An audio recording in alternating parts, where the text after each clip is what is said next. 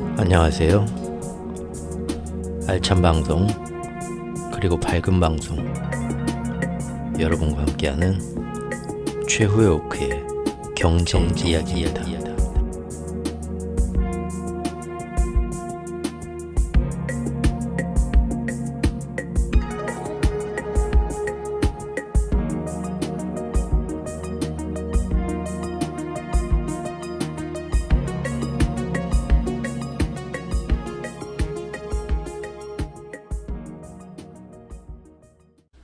일단은 미국과 사우디의 관계를 알아야 됩니다. 참으로 지저분하게 헤어져 버린 오랜 조강지처 미국과 사우디. 사실상 금년도 2023년 8월 브릭스 회의 이후로 사우디는 완전히 미국의 가슴에 비수를 꽂고 확실히 길을 정하고 떠났다고 봐야 됩니다. 기사들 쭉 보시고요. 이제 막 중국하고 중국의 우방들하고 자꾸 투자 계획이나 막 손을 잡으면서 미국의 속을 긁습니다. 앞으로 우리는 얘네들하고 경제 개발을 할래 하고 친중 노선 대놓고 막 중국의 기업들 다 여기 와서 사우디에 공장 짓고 우리가 다 돈 투자해 줄 테니까 하자. 지금 다 그런 여러 가지 얘기들 나왔고요. 예. 중국 은행도 금융도 지금 지금 여기 우리 사우디 수도 리야드에다가 지점 본점 만들어라. 같이 금융도 그러고 앞으로 우리끼리 달러 없이 우리끼리 다 잘 살아보자. 걱정 말어. 오일머니로 다 되는 거죠. 사우디는 이제 사실상 친미가 아니라 친중국가라고 봐야 됩니다. 중국과 경제, 사업, 금융 면에서 굉장히 밀착하고 있습니다. 작년에 미국과 유럽의 국제 금융 자본이 빈살만의 원대한 비전인 2030 네옴시티 발표에도 불구하고 미국 눈치를 보면서 사우디에 머뭇거렸죠.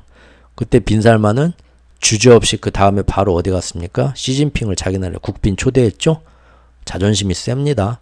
내가 뭐 그런다고 미국하고 유럽한테 뭐 아쉬운 소리 할까봐 바로 시진핑하고 붙어버렸죠? 그리고 금년 8월 브릭스에 아랍에미레이트와 이란의 손을 잡고 들어가면서 이제는 확실히 미국과 관계를 포기하고 완전히 중국과 러시아와 보다 더 친밀해지기로 결정한 거죠.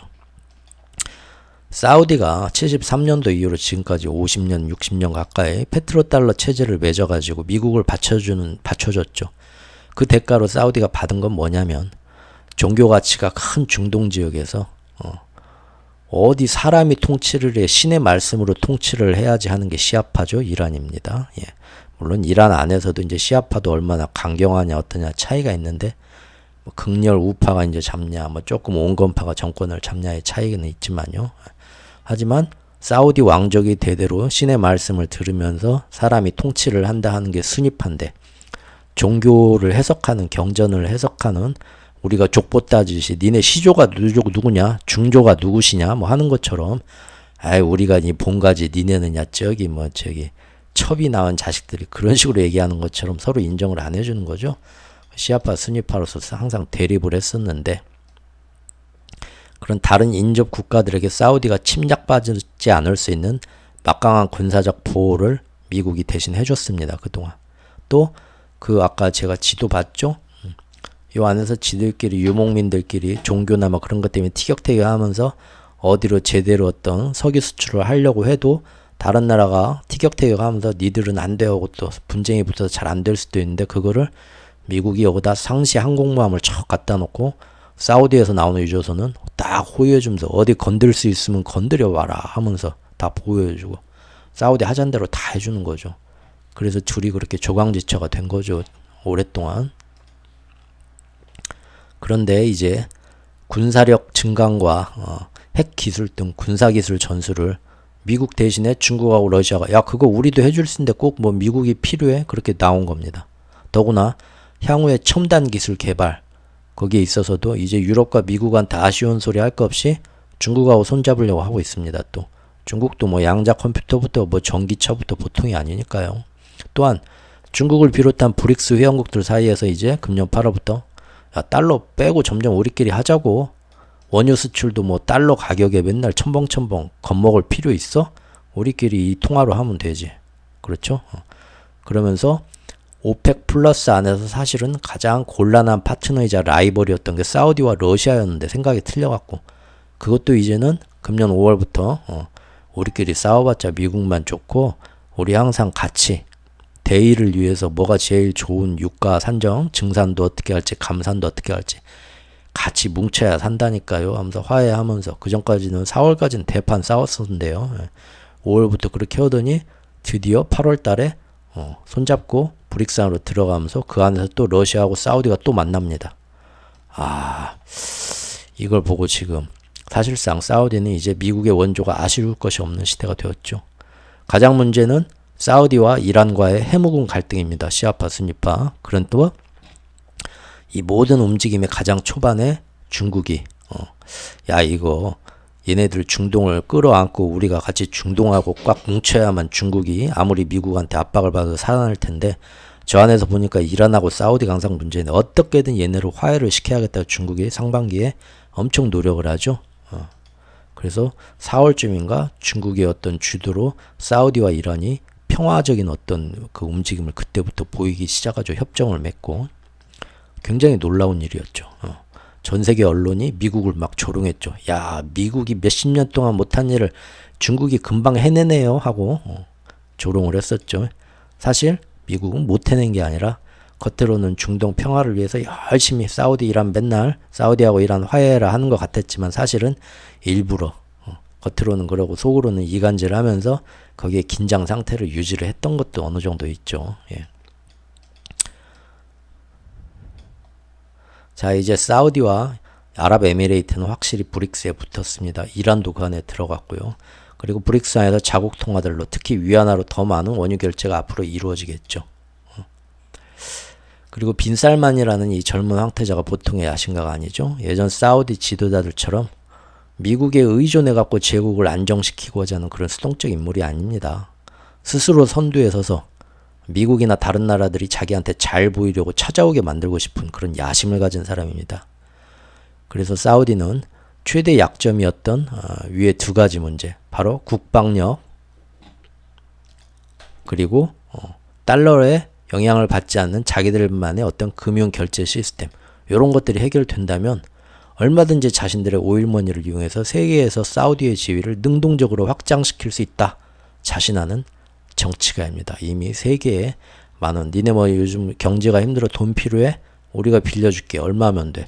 사방에 뭐 지금 보면은 막 유명 축구 선수들도 막 데려오고 아주 금융도 막 전 세계에서 다 모집하고요. 쫙쫙 넓혀가고 있고, 전 세계가 경기 침체가 오네만에 하지만 사우디만은 무섭게 지금 성장하고 전 세계에서 제일 1위로 성장하고 있습니다. 이렇게 사춘기 소년 같았던 사우디가 성인이 되어가지고 미국 품을 벗어나겠다는 이런 움직임은 미국으로서는 굉장히 뼈아픈 손실입니다. 그것도 이번 기축통화 패권 싸움에서 정반대편의 적수들과 가까워져서 도움을 주겠다는 행동은 미국의 마음만 아프게 하는 게 아니라 실제로 위협적인 행동들인 겁니다. 이러한 경제적 편가름과 수 다툼을 꿰뚫어 봐야 되는데, 보통 언론에 나오는 기사들은 항상 미국이 중동의 평화를 위해 오늘 또 무엇을 할 수 있는가, 아주 뭐 귀신 씨나락 가명설이 날마다 자고 일어나면 탁 저기 천상계에서 밑을 내려다보면서 하프를 띠리링 튕기면서 중동의 평화를 위해서 오늘은 때가 무엇을 할까, 그런 아주 순진한 얘기들 하시는데요. 또 전 세계가 지금 인플레에 고통받는데 유가의 안정을 위해서 우리 미국이 사우디와 어떻게 다시 예전의 관계를 복원할 수 있으면서 다시 사우디를 잘 달래서 원유 좀 제대로 좀 많이 좀 생산 좀 해라 해가지고 전 세계에 유가를 내려가지고 우리 대한민국을 힘든 대한민국을 편하게 해줄 수 있을까, 이런 내용만 열심히들 나와서 떠드시는데요. 그런 거는 이제부터는 한 귀로 듣고 한 귀로 흘리시기 바랍니다. 실상은 그동안 페트로달러라는 말도 안 되는 깡패 같은 강제적 협약에 사우디가 협조해주는 대가로 사우디는 미국의 군사적 방패와 서방의 원유 결제 시스템에 의존해서 나라를 번영시킨 거였고요. 이제는 시대가 바뀌어서 중국과 러시아의 군사기술이 사우디의 자주국방용을 우리가 원조해주겠다고 나선 거고요. 원유 결제 시스템 역시 달러를 배제하고 충분히 많은 원유 소비국들이 브릭스 안에서 자기들끼리 서로 사주겠다고 나선 것이니까 사우디는 더 이상 이제 미국에 의지할 이유도 없는 겁니다. 미국 역시도 그저 파상적인 모습으로 중동 평화 외교 어쩌고 등등 다 이거는 세상을 속이는 얘기고요. 사실은 이번 기축통화 싸움에서 사우디를 이용해서 상대 연합을 분열시키는 지킬 수 있냐 없냐의 문제일 뿐입니다. 하지만 안타깝게도 작년 말부터 금년 상반기까지 돌아가는 상황을 보니까 이제 더 이상 예전같이 중립적인 위치에서 사우디를 다시 미국 편으로 회유해서 마음을 돌릴 수 있다고 보기는 힘들고요. 앞으로는 사우디도 이제 우리 말 안 듣는 게 뻔하구나 하면서 어떻게든 사우디를 슬슬 좀 궁지에 몰아가지고 강한 모습을 보여주는 게 낫겠다라고 미국도 그렇게 마음먹은 지 제가 볼 때는 좀 됐습니다. 왜냐하면 상반기 때의 기사들을 보면 항상 중동의 평화를 위해서 사우디와 관계를 복원하고 이스라엘이 중동 지역에서 사이좋게 지낼 수 있도록 노력한다 말들은 하지만 하는지 보면은 이미 상반기에 중국과 밀월 관계를 맺고 있는 중동에도 반도체 규제, 반도체 수출을 전격 통제하기 시작했죠. 니네가 감히 중국하고 러시아하고 붙어 하면서 지금 강하게 나서기 시작한 거죠. 또 미국, 영국, 그 다음에 유럽 연합까지 전부 다 뭡니까? 사우디 다음에 2인자 아랍에미레이트도 압박을 합니다. 니들 가만히 보니까 중간에서 중간계통 역할을 하면서 러시아에 물자 수출하는 것 같은데 니네 정말 그럴 거야? 가만 안 둘 거야? 하면서 앞으로 그런 거 판매하려면 우리한테 허락받아 이런 얘기가 나오죠. 이 와중에 또 엔비디아가 살짝 끼었고요. 그래서 여러 가지 얘기가 나오는데 결국은 사우디아라비아와 아랍에미레이트를 겨냥한 어떤 미국과 유럽의 정책이다라는 관측이 이미 그 당시 나왔습니다. 그리고 사우디에서 어떤 미국의 기업하고 미국 방산기업하고 사우디 방산기업이 합작해가지고 뭔가 시스템 공장을 사우디에 만들기로 했던 그런 경제 계획도 뒤집어 버립니다. 야 가만히 보니까 여기 안에 지금 그 기업 소유주 보니까 얘네들이 중국하고 러시아하고 좀 연계된 것 같아. 그럼 안 되지 하고는 뒤집어 엎어버린다는 겁니다. 점점 미국도 사우디를 발로 차기 시작했다는 거예요. 사실 이미 상반기에 눈치 빠른 기업들은 이제 미국과 G7이 중국, 러시아와 가까워지는 사우디하고 중동도 여러 트집을 잡으면서 제재를 가할 수 있다라는 것을 재빠르게 느끼고 먼저 발을 빼고 있었습니다. 예를 들면 금년 9월 말 기사인데요. 알리안츠 생명도 사우디 지분 갖고 있던 거를 사우디 국립보험회사에 매각하고 철수해버립니다. 우리나라 네옴시티 지금 보고 있는데 이거 굉장히 정치적으로 민감한 거니까 조심해야 된다고 제가 작년부터 네옴시티 얘기 나올 때부터 얘기했죠. 왜냐하면 미국과 유럽의 큰 금융사들이나 투자사들은 사우디의 네옴시티에 들어가질 않는다. 그리고 일본도 아예 손도 안 댄다. 독이 든 사과다 하고. 왜냐하면 거기 들어가서 10년 계약을 맺고 뭔가 나중에 이렇게 해서 제대로 완성됐을 때 돈 받기로 하고 공사판을 벌렸는데 그 안에 사우디가 점점 중동 지역이 미국보다는 중국하고 러시아하고 더 붙어 먹으면서 미국이 그 꼴을 못 보고 미국하고 유럽연합이 사우디나 이런 중동에 뭔 제재를 하기 시작해서 공사판이 올 스톱되거나 하면은 그때는 우리가 뒤통수 된통 당하는 거니까 신중하게 발을 담궈야 된다 하고 작년 말에 처음 네옴시티 기사 나올 때부터 제가 얘기를 했었죠. 하지만 지금 우리는 너무 급하죠. 얼마 전에 이재용 씨도 한글날 연휴에 아랍에미레이트 이런 데로 날아갔죠. 왜냐?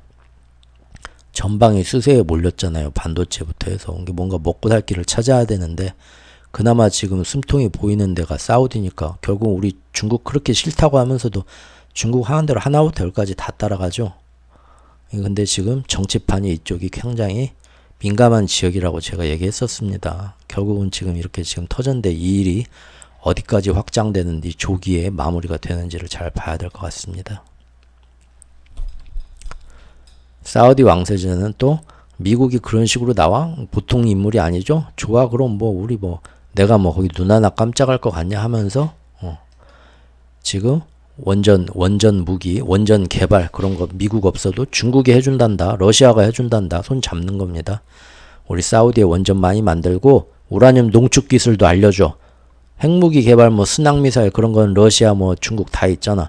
맘만 먹으면 걔네하고 앞으로 얼마든지 우리 오일머니가 필요하냐? 내가 중국 러시아 니네 숨통을 틔워주마. 대신 알지 니들은 미국이 해줬던 만큼 우리한테 군사적으로 지원해주고 또 미국은 어떻게 해도 우리한테 허락 안 했던 핵무기 개발 니들은 그 기술 다 줄 수 있냐? 뒤에서 아마 틀림없이 줄 수 있었다고 했을 겁니다. 그러니까 이번에 아랍에미레이트 이란 순순히 손 잡고 들어간 거예요. 큰 그림이죠. 왜 미국은 그렇게 우리나라한테도 그러고 사우디한테도 그러고 밤에는 그렇게 둘도 없이 내가 임자를 어떻게 버리나 그러면서 왜 낮에 되면 쌩까고 핵무기 좀 그렇게 달라는데 안 줄까요?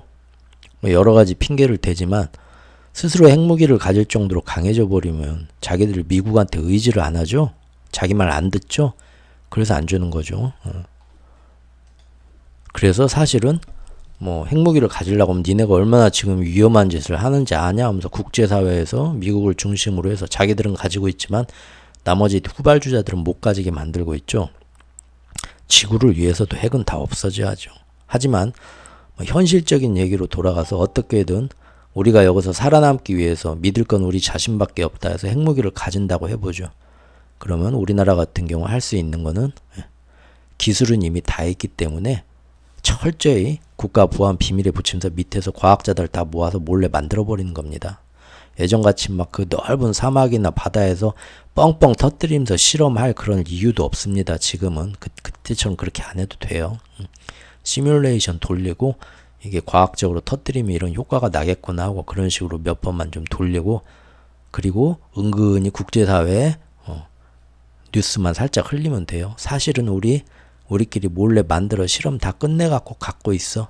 그러면 이제 상상력이 막 자극되면서 대한민국의 기술이 쟤네들이 보통이 아니던데 여기까지는 완성했을 거고 맘만 먹으면 엄청나게 지금 저거 가지고 대항할 수도 있겠구만 하고 누가 물어보면 아니야 우리 핵무기 없어 잡아떼면서 그렇게만 해도 감히 우리를 못 건듭니다. 주변에서 중국도 우리한테 도발할 때 굉장히 신경 쓸 거예요. 북한도 그러고 그런 방법이 사실은 좀 꼼수고 편법이지만 제일 나은 건데 문제는 그런 식으로 실제 자기들이 국제사회의 허락이고 나발이고 우리는 지금 우리 상황이 핵무기 개발 안 하면 옆에 나라가 우리를 죽이려고 하고 막 개발하면서 만든 나라들이 몇 개 있습니다. 다 그런 나라들. 그래서 공식적은 아니지만 비공식적으로 핵보유 국가라고 전 세계가 다 인정하는 나라들이 있어요. 그런 나라들에 대해서 미국은 그러면은 왜 말 안 들어? 국제사회의 약속을 왜 안 지켜 하고 엄청난 경제 제재를 할까요? 하는 나라도 있죠. 북한같이. 그런데 그렇게 했는데도 모른 척하고 그래? 그럴 수도 있고 나 바빠 하고 아예 신경을 은근히 안 쓰면서 비호하는 나라도 있습니다. 그 어딥니까? 이스라엘입니다. 이런 식으로 세상이요 결국은 공정보다는 돌고 도는 거죠. 이렇게.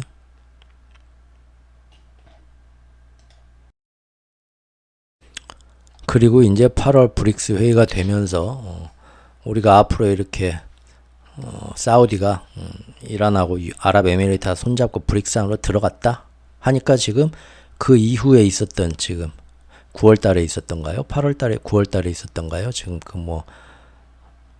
G20 회의하고 또 UN 총회하고 또 한 번 있었죠. 거기서 이제 미국이 난리가 납니다. 그래가지고 어떻게든 다른 나라들이 브릭스에 쟤네가 중동이 다 들어갔대. 우리도 한번 내년에 들어가 볼까? 자꾸 그런 확산이 될 수 있으니까 거기서 엄청나게 중국은 아예 거기 참가도 안 했죠. 사실은 제가 여러 가지 지금 스크랩 하면서 혼자 이렇게 보고 있는 원고들이 있는데요.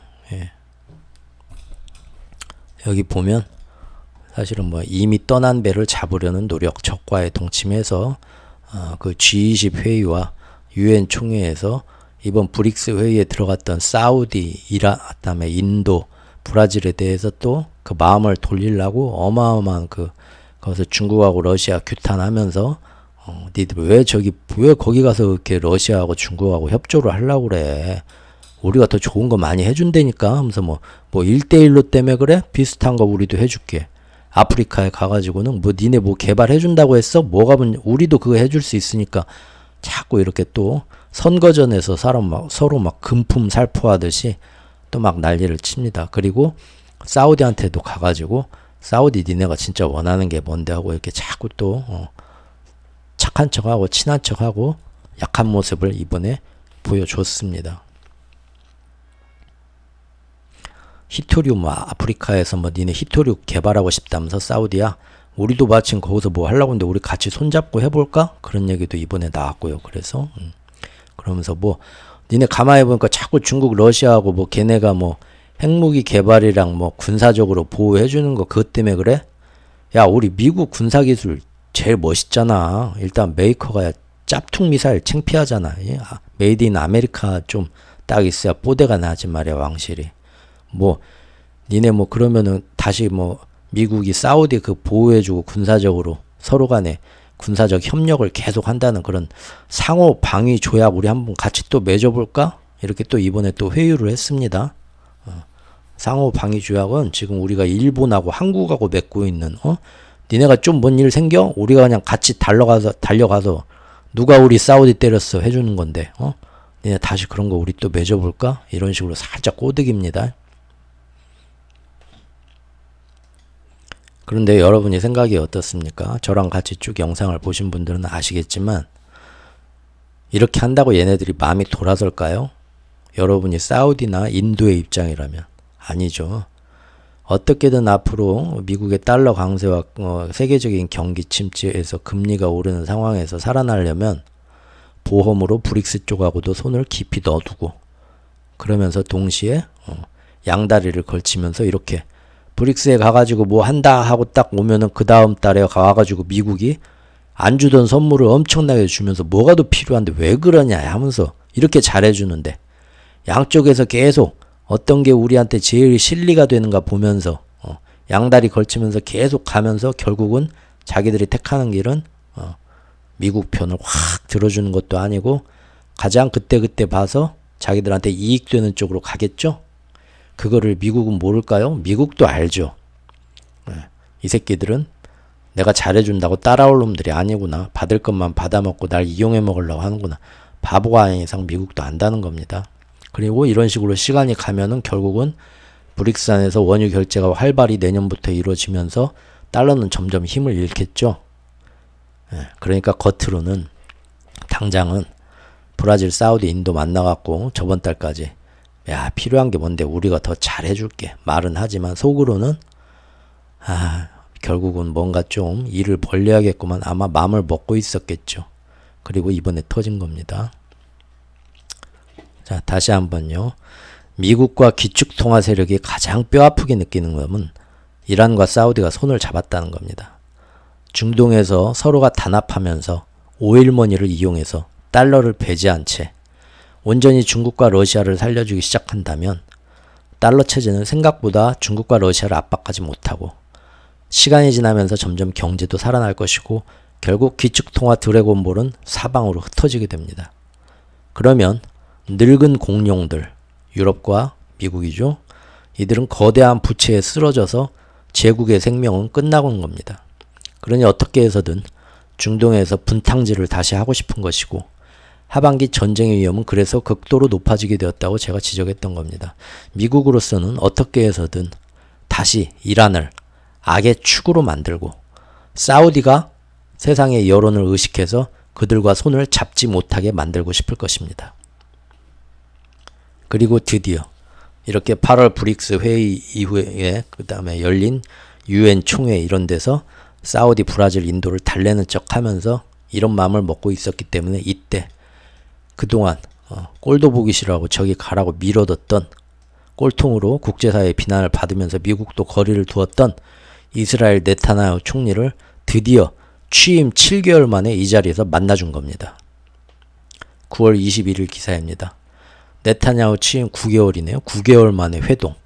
그 이전에는 전 세계가 비난하고 너무 비인간적인 놈 하면서 미국도 얘를 잡아서 뭘 해볼까 하는데 말 더럽게 안 듣고 하니까 에휴 저리 치워라 거리를 뒀는데 지금 브릭스에서 이런 변화가 생기고 이대로는 안 되겠구나. 겉으로는 사우디하고 열심히 노력하는 척 하지만 속으로는 결국은 중동에서 뭔 일을 한번 터뜨려서 이쪽 집안이 좀 밤에 잠도 못 자게 만들어야 그럴 필요가 있겠구나 하는데 그쪽에서 이용해 먹을 건 결국 이스라엘밖에 없죠. 그러니까 드디어 전화해서 부른 겁니다. 그래서 아 형님이 웬일이쇼? 나한테 전화를 다 하고 9개월 동안 모른 척 하더니 아이 지금 여기 유엔 총회 와가지고 지금 여러 나라 사람들 만나면서 혹시 자네도 여기 와 있는 내가 왜 자네를 멀리해? 지금 알잖아 나 바빠가지고 러시아 우크라이나 그것 때문에 지금 정신이 없어서 그러지. 여기 와서 또 여러 사람 만나고 온 게 내가 오늘 참 옛날 우리 알지 어렸을 때 그 옛날 생각도 나고 마음이 좀 짠하더라고. 내가 그동안 내 본심은 아닌데 자네한테 좀 너무 좀 오해를 살만하게 좀 매몰차게 한 것도 같고. 내가 지금 와있지 어디야 어디 호텔이야 내가 몇 회야 내가 찾아갈게. 오늘 또 우리 지난 얘기 하면서 내가 또 힘들 때는 또 자네 생각밖에 안 나더만 어딘가 전화한 거죠. 결국은 양국 정상은 이날 유엔 총회가 열리고 있던 미국 뉴욕에서 바이든 대통령과 처음으로 1시간 넘게 면담을 하게 됩니다. 이 자리에서 이스라엘과 사우디 관계 정상화를 논의했다고 겉으로는 얘기를 하는데 속으로는 뭔 얘기가 하는지 모르겠죠. 그러면서 이스라엘과 사우디 관계 정상화라는 게 뭐냐면요. 이스라엘이 팔레스타인 지역에 들어가서 지금까지 그 팔레스타인 같은 이슬람 계통과 그쪽 어떻게 보면 예전에 다 같은 씨족이었거든요. 그쪽 같은 핏줄이고. 근데 그 사람들한테 이렇게 못된 짓을 했잖아요. 거기에 대해서 강경파인 이란은 우리 형제들한테 나 못된 짓을 하는 이스라엘 저놈은 때려 죽여야 될 놈이 하고 서로 나를 세웠던 거고, 사우디도 그 주변의 모든 나라들이 어이 사우디 왕족 니네가 우리의 대표고 형님이라며 니네 근데 이거 지금 우리 동족이 이렇게 당하는데 못 본 척 할 거야? 이 사우디는 좀 근데 지금 미국한테서 모든 그 보호를 받고 지원을 받고 있단 말이죠. 친미적인. 그러니까 중간에서 항상 사우디는 어떤 식이냐면은 이스라엘 니네 그러면 안 되지. 그러지 말어. 좀 팔레스타인하고 사이좋게 지내. 그러면 진짜 안 되는 거야. 니네 잘못했어. 말은 하지만 다른 나라들끼리 이스라엘 이번에 저짓했는데 우리 지금 가가지고 항의하려고 지금 오늘 같이 출발하는데 형님은 안 가셔? 그러면은 그렇게 얘기했으면 알아들었지. 뭘 또 거기까지 가서 괜히 또 거기 그러다가 또 멱살 잡고 싸우려고 그러지들 말어 하고 양쪽을 다 말리는 그런 식이었거든요. 사우디는.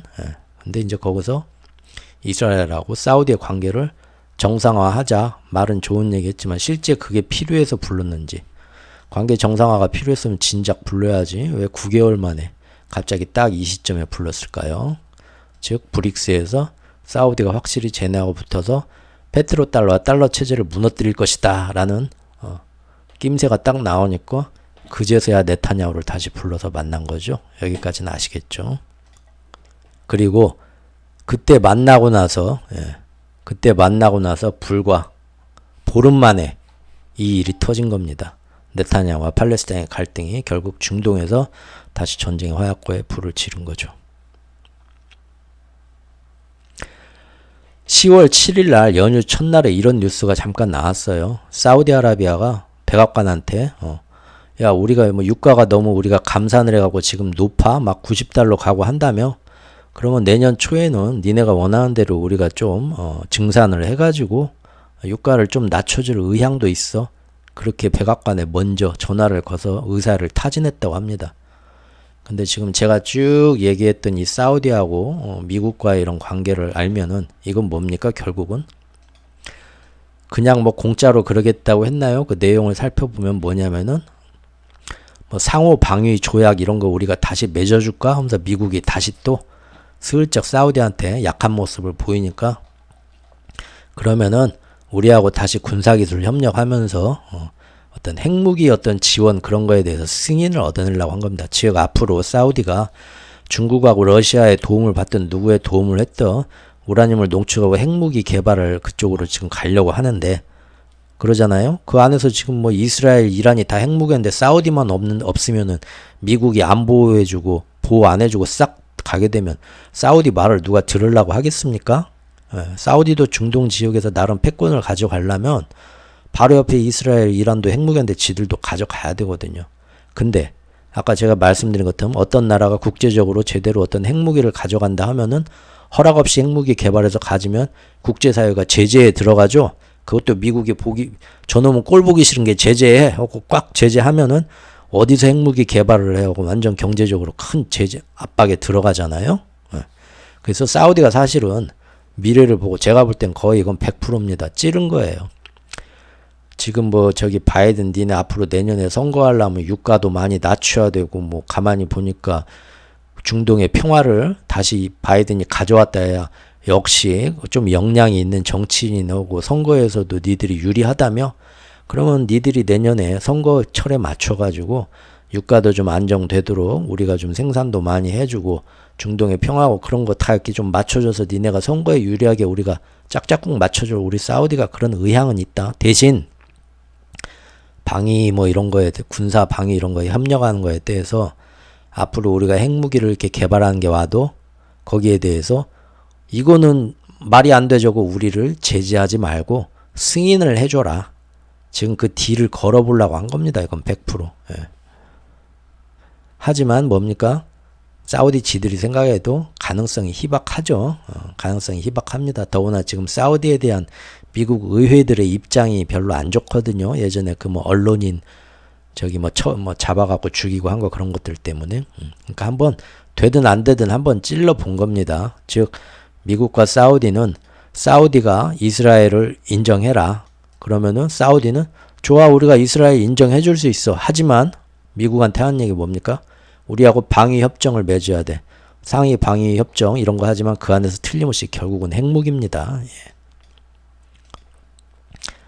다만 사우디 측이 시장 상황에 따라 생산과 관련한 조치의 방향이 결정된 것이라고 강조하고 있다라고 전했기 때문에 이번 논의가 사실은 정말로 유가를 낮추려는 본심보다는 어떤 정치적 목적에서 찔러보기 제가 볼 땐 그거고요. 그러니까 이 얘기해서 미국이 그러면 생각해 볼게요 했지만 이미 뒷구녕으로는 그래요 그러든지 말든지 이미 버스는 떠났어 하고 바로 그날 그렇죠? 사우디가 미국이 어때? 우리가 이렇게 해주면 니네가 따라올 쳐 하는데 그 다음날 그냥 이스라엘에서 전쟁이 터진 거죠. 아무 의미 없는 일이 돼버린 거죠. 바로.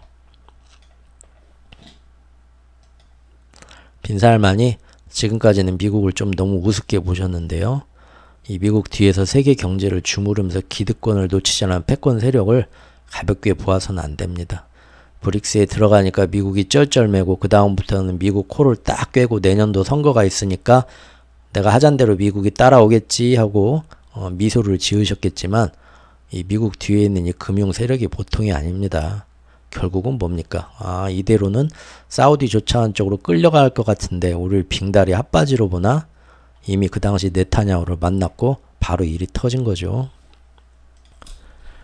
결국 이번 전쟁이 터지고 나서 빈살만은 어쩔 수 없이 이스라엘과 사우디하고 이스라엘과 팔레스타인, 하마스하고 싸우지 마라 얘기를 하지만 다른 서방 국가처럼 이스라엘을 지지한다 그렇게 말은 안 하고 차라리 우리는 팔레스타인을 지지한다. 우리 동족 동포들이고 얘네들이 그동안 얼마나 그 안 좋은 대우를 받으면서 부당한 대우를 받으면서 압제에 시달렸는지를 우리가 아는데 내가 어떻게 중동의 맹주 왕족으로서 이스라엘을 지지할 수가 있겠습니까? 저라도 못하죠. 그러는 순간 이제 사우디는 아랍에서 팽 당하는 겁니다. 예. 그 사실을 옆 나라에서 맨날 지켜보는데 그래서 결국은 하루 이틀 고민하긴 했지만 이게 바로 어제 뉴스인가? 그러면서 그는 왕국은 팔레스타인 국민의 정당한 권리 추구, 존엄한 삶 추구, 희망과 열망 실현, 정의롭고 지속적인 평화 달성을 위해 계속해서 팔레스타인 국민의 편에 서겠다고 덧붙였습니다.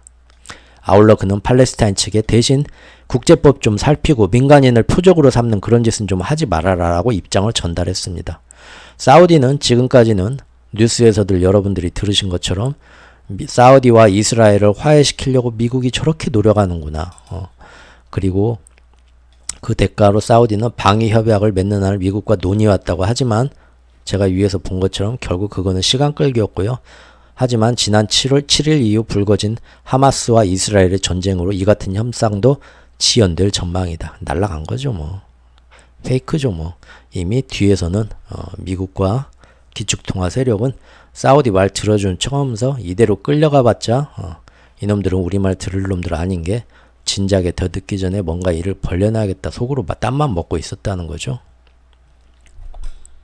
여기까지가 미국과 사우디와의 복잡한 속내입니다. 뉴스에서 말들 하는 거하고는 좀 틀리죠. 이번에는 미국은 왜 하필 이스라엘의 꼴통 네타냐후하고 다시 손을 잡았나. 위에서 다 한 얘기지만 한 번 더 살짝 살펴보겠습니다. 자, 브릭스 회의 이후에 미국은 급하게 사우디, 중동, 인도, 브라질 그리고 아프리카 여러 나라 등에 대해서 따뜻한 손길과 경제협력 등의 약속을 남발하면서 마음을 돌리고자 했지만요. 이미 모든 회원국들은 지금의 패권전쟁의 양진영 중간에서 최대의 실리만 챙기기로 마음먹은 상태인 겁니다. 실제 브릭스 안에서 가장 중요한 자금줄을 하는 역할들이고요. 오일머니죠. 그래서 중국은 어떻게 해서든 수출 활로를 위해서 중동이 마지막 희망이다. 붙어먹고 싶어 할 거다. 제가 여러 차례 그 전에 얘기했었죠. 그래서 앞으로 사우디한테 농락당하지 않기 위해서라도 미국은 그쪽에 중동 지역의 전국 불안을 원하고 있는 거죠. 그런데요. 예전에는 이스라엘과 팔레스타인의 갈등을 굉장히 유효하게 써먹을 수 있었습니다. 지난 세기에는 미국이 주도로 선진국들은 이스라엘의 손을 들어주었고요.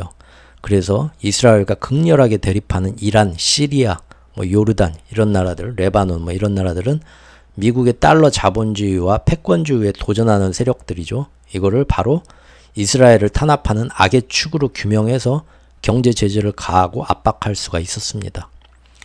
그리고 종파는 다르지만 같은 이슬람 세력으로서 이스라엘을 좋아할 수 없는 이 사우디와 사우디의 형제국들이 있었는데요. 이들 또한 미국의 경제적 지원과 군사적 원조 없이는 그 지역에서 안보를 확립하기가 힘들었었죠. 그래서 항상 팔레스타인과 이스라엘이 화해하기를 바란다. 그러면서 두 나라를 동시에 인정하는 양국 체제를 지지한다라고 말하면서 소극적이고 미온적인 대응만 해왔던 겁니다. 그러다 보니까 지난 세기에 더욱더 이란과 시리아 등은 같은 중동 지역에서도 배제되는 형제들한테도 외면당하는 악의 축 이미지가 굉장히 강해져서 제 나이 또래 사람분들만 해도 성장하면서 뭐가 저렇게 복잡한지 중동에 무슨 사연이 있는지는 모르겠어요. 그런데 딱 보니까 이란, 시리아 쟤네들이 악의 축이고만 뉴스에서 맨날 그렇게 얘기를 하니까요.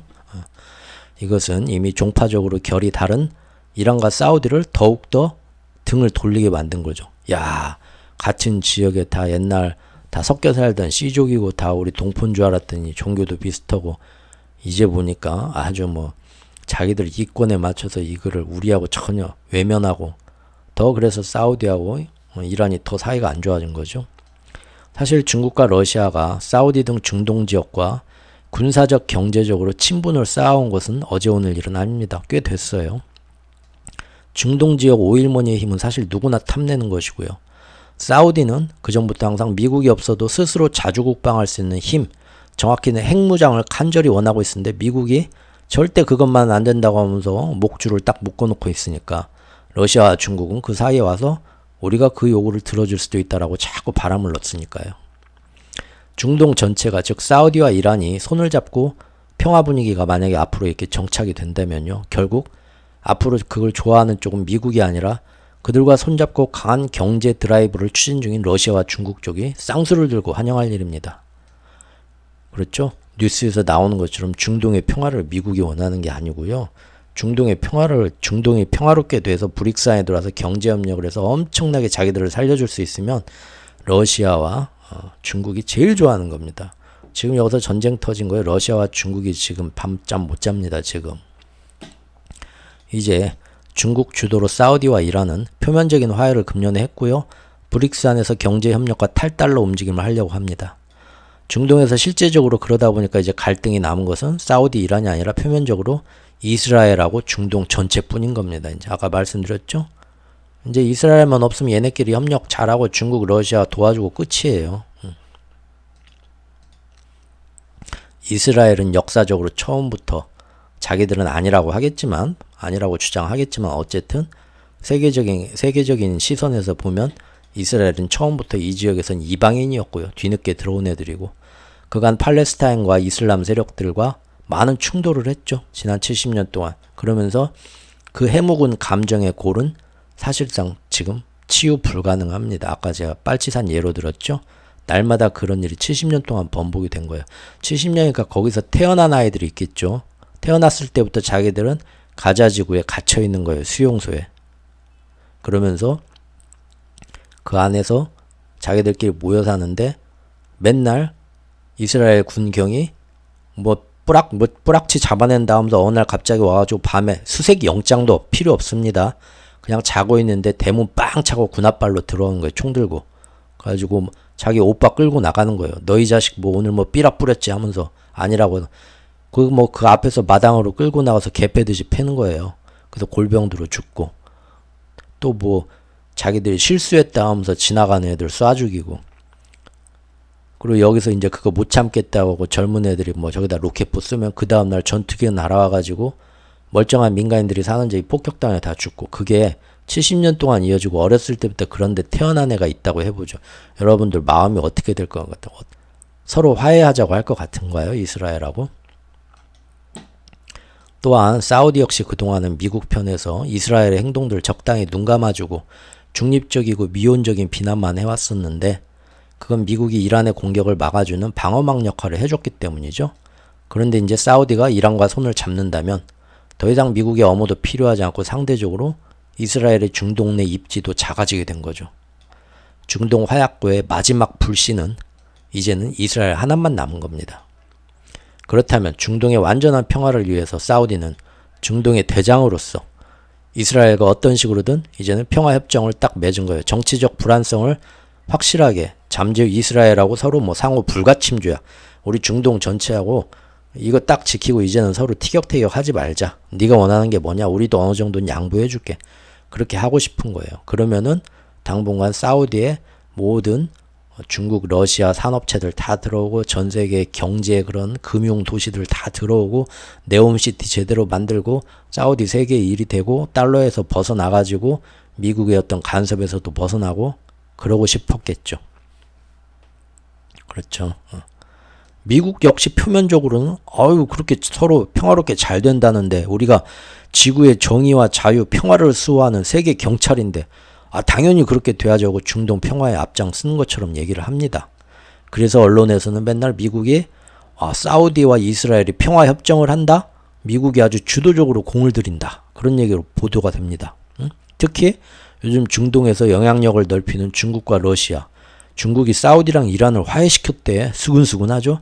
그러니까 미국 입장에서는 뒤늦게라도 우리가 그러면 이스라엘과 사우디를 화해시키죠. 뭐 두고 보십시오 하고 중동 평화에 앞장서는 모습을 자기들이 보여주려고 대외적으로요. 그러면서 이번 이스라엘과 사우디 평화협정 체결을 위해서는 미국이 열심히 하고 있구나. 다들 그렇게 생각들을 하겠죠. 하지만 이것은 참으로 아무것도 모르는 얘기고 큰 거짓말이 솟고 있는 거라고 제가 이 영상 만들기 전에 커뮤니티에 올린 게시물, 블로그에 올린 게시물 한글날 밤을 넘기면서 여러분들이 알고 계셔야 될 거다. 깨어나셔야 되는 거다 하고 제가 미리 글을 올렸었습니다. 그래서 미국은 이번에도 이스라엘을 지렛대 삼아서 중동 지역에 분란을 일으키고 그걸 이용해서 계속해서 강한 영향력을 행사하기를 원하는 겁니다. 우리나라도 남북 통일이 평화롭게 되면요. 미국이나 일본이 우리나라한테 뭐라 할 게 없습니다. 우리끼리 잘 살고 있는데 뭘 간섭합니까? 근데 우리끼리 맨날 미사일 빵빵 쏴대고 저놈 죽여야겠다 하고 이러고 있으면요. 그때부터는 외세들이 슬슬 몰려옵니다. 야, 지금 말이 안 통하지? 우리가 중간에서 뭐 어떻게 해볼게. 우리가 이거 도와줘 볼게 하면서 사실 서로 반목하고 싸울수록 외세들은 그거를 자기들 정치적으로 이용해서 빼먹을 게 굉장히 많아지기 때문에 일부러 자꾸 중간에서 이간질을 하면서 이용해 먹는 게 우리나라에서 그런다는 게 아니라 외국에서 굉장히 많고 가장 대표적이고 가장 오래가는 게 바로 이 중동 이스라엘입니다. 그런데 이 중요한 순간에 그러니까 재작년부터 이스라엘이 점점 말을 안 듣기 시작합니다. 언제든 이스라엘 편에서 같이 지원해주고 싸워주는 그런 특별 대우하는 특별 지위를 지금 미국이 이스라엘에 지금 부여를 했죠. 그래서 같은 뭐 나토 회원국이나 이런 게 아닌데도 이스라엘에 뭔 일이 생기면 미국이 같이 가서 싸워주기로 지금 되어 있는 겁니다. 그 특별 지위를 이번에 우크라이나한테도 금년 여름에 선사를 했죠. 나토 안에 가입은 못 시켜주지만 사실상 나토 가입한 거나 똑같죠. 뭐 그러면 즉 이스라엘에서 다시 복귀한 한번 저기 선거에서 패해서 실각됐다가 1년 만에 2022년도에 다시 복귀한 극렬 광신도 우파 네타냐후 총리와 그 밑에서 사실은 또 네타냐후를 꼭두각시처럼 조정한 애들이 있어요. 그 내각이 이미 그들의 교리 싸움에 눈이 멀어가지고요. 미국의 뜻대로 움직이지 않고 집안 싸움에만 몰두하기 시작한 거예요. 이처럼 이스라엘이 이란과 티격태격하면서 무언가 또 불똥을 일으켜서 중동이 제대로 중국이나 러시아와 손잡고 경제개발을 하지 못하도록 방해해야 되는 지금 결정적인 시간인데 타이밍인데 갑자기 이스라엘은 자신들 성전을 지킨다면서 내부의 팔레스타인 자치지구하고 허구한 날 신경전을 벌이는 것에 더 집중하기 시작하더니 이제는 아시죠? 사법부 위에 군림하는 종교적 입법부를 만들겠다면서 말도 안 되는 개헌을 추진하니까 이스라엘 전 국민이 길거리로 나와버렸죠. 밀란 수준으로 내분이 심화되면서 국방부 장관, 경찰청장까지도 나와가지고 시위에 동조하게 됩니다.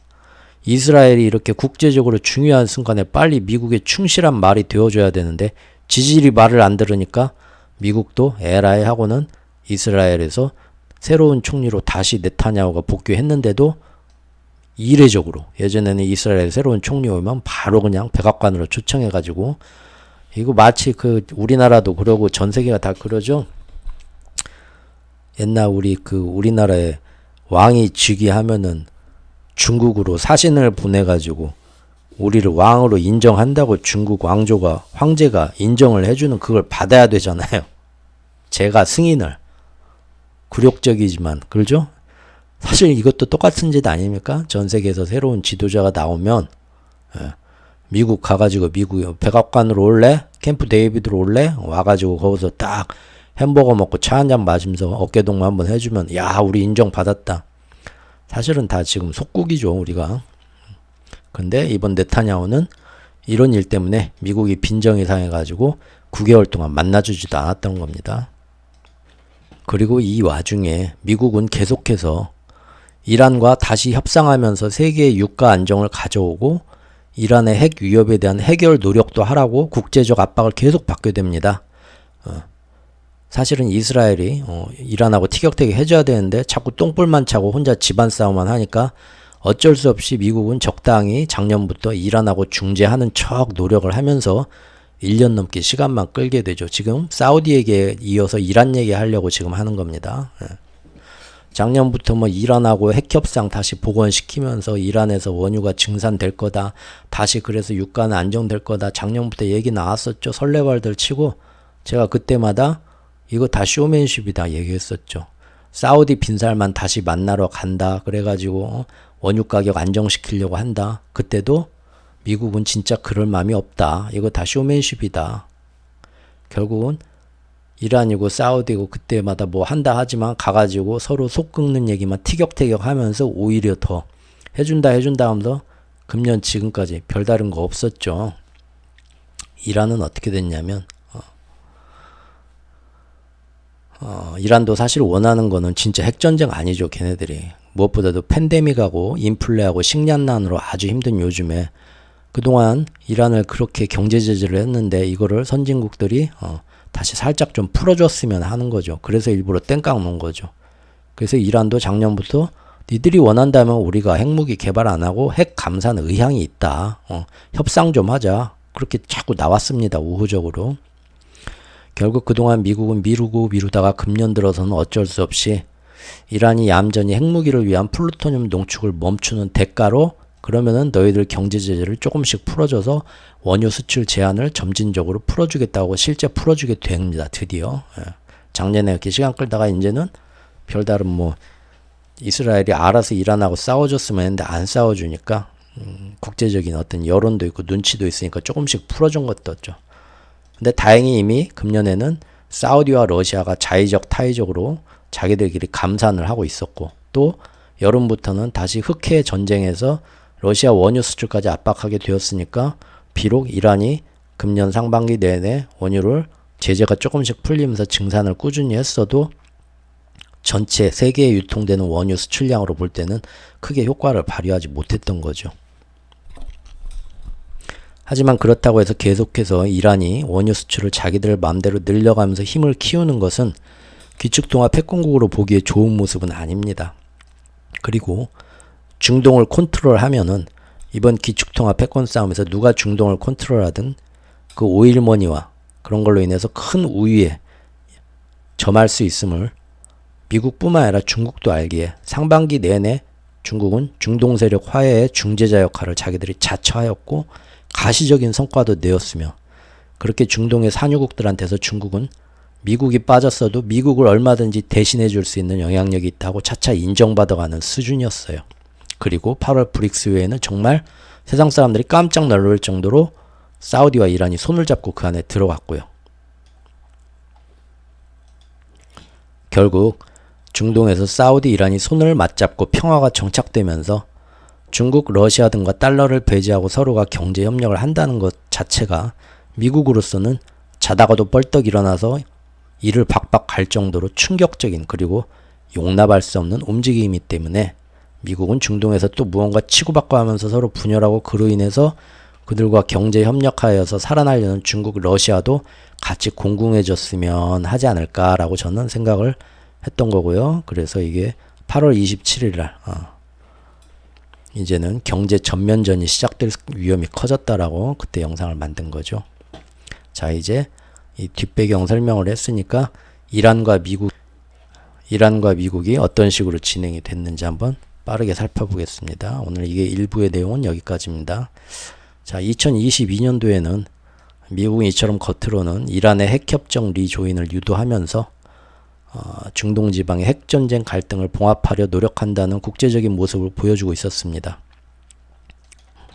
그래서 유가 안정을 위해 노력하는 것처럼 얘기를 했죠. 또 바이든이 다시 고개를 숙이고 사우디 빈살만 찾아가기도 했고요. 하지만 제가 그 당시에도 이것은 언론에 보여주는 쇼맨십인 것일 뿐이다 라고 얘기를 했었죠. 결국은 실제로 그들은 매번 이번에는 협상이 잘 돼갖고 이란하고 미국이 화해하고 또 사우디 빈살만하고도 잘 화해하고 해서 다시 유가가 안정되겠지 매번 언론에서 설레발을 쳤지만 어쨌습니까? 작년 내내 결국 사우디 이란의 원유 증산을 미국이 끌어내는데 실패했고요. 바이든은 헛물만 켜는 식으로 끝났죠. 예. 원래부터 협상할 마음이 없었던 거고요. 그리고 금년 들어와서 러시아에서 수출하는 원유 상한제 또 그거를 걸러가지고 파는 정유에 대한 정유 상한제까지 금년 초에 러시아에 대한 제재가 완성되죠. 그리고 금년 5월까지는 오펙 플러스 안에서도 사우디와 러시아가 감산 문제를 두고 티격태격하면서 서로 말이 안 맞게 됩니다. 그러니까 지금은 좀 풀어줘도 되겠구나 하고 국제사회의 여론을 보면서 슬그머니 이란의 더 이상 이란을 원유 수출을 제한할 구실이 없죠. 대의 명분이. 이란이 자기들 제대로 니들이 원하는 대로 핵무기 감축하고 핵무기 개발 안 하고 원하는 대로 IAEA 사찰도 받고 할 테니까 경제 제재만 풀어달라 하는데 더 이상 똥꼬집으로 막을 이유가 없잖아요. 그래서 이란의 원유 수출 제한을 조금씩 풀어주고 이란도 빗장을 열게 되었습니다. 상반기에.